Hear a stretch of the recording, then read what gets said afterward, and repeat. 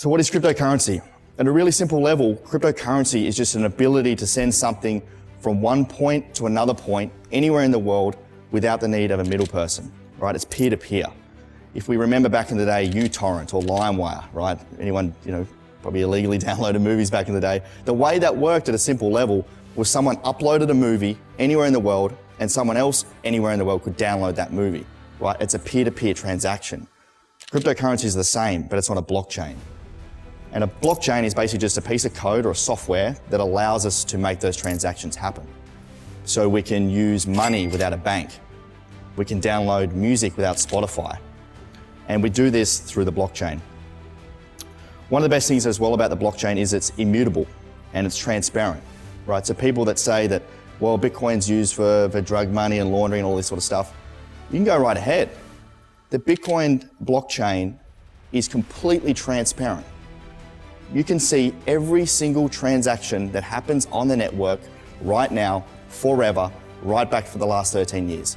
It is immutable, right? The Australian government and the US government have already got systems to track these transactions, right? It's actually probably the worst way is to use Bitcoin. Bitcoin is just a digital currency. So there's two types of cryptocurrencies, main types. One's a currency token and the other one's a utility token. Bitcoin is the biggest currency token, right? And it's the same as the Australian dollar, the US dollar, New Zealand dollar, it's all the same. It's just a digital currency, right? You can't touch it, it's not physical, it's completely online. Now, there's two main use cases for Bitcoin. There is a lot more, but two of the main ones. One is a payment system. A lot of people in third world countries don't have access to banking systems, right? In places like Venezuela or Nigeria, they may not even have a currency that's worth holding. We saw hyperinflation happen in Venezuela. What happens when the cost of bread goes from $5 a loaf to $1,000 a loaf by the time you've got to the front of the line at the bread store? Where do you put that money? Bitcoin is a system that is online, it's transparent, it's immutable, and it has a limited supply. Similar to gold, right? If we think about why gold's valuable, it's a commodity, there's a limited source of it, you can do certain things with it. Bitcoin is the same. There's only 21 million Bitcoin that will ever be created in existence. That's hardwired into the code and cannot change. Which leads to my second point, the store of value. The reason why Bitcoin continues to increase year over year is the store of value option, right? And the reason why MicroStrategy, that company that has 140,000 Bitcoins, $4 billion on their balance sheet, is a store of value. We all know right now, inflation is a real thing. Cost of living is a real thing.